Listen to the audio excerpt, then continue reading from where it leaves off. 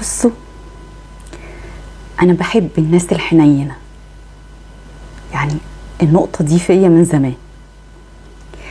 الناس اللي هم القاسية قلوبهم دول ما بعرفش الحقيقي إن أنا أتعامل معاهم، أو حتى لو اتعاملت بتعامل ظاهريا بس، إنما ما أعرفش يكون بيني وبينهم ولا صداقة ولا علاقة قوية مستديمة.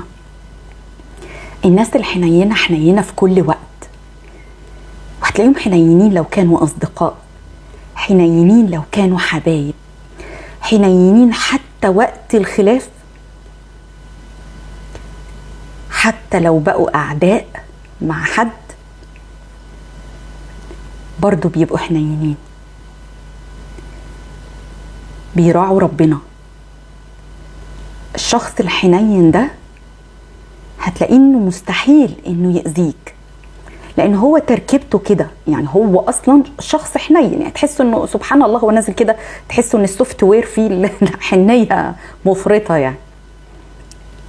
فلا هيحب يضر حد ولا يكسر حد،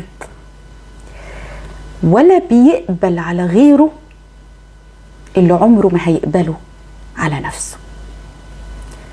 فربنا يرزقنا جميعا في حياتنا بالناس الحنينة، مش القاسية قلوبهم فهي كالحجارة أو أشد قسوة.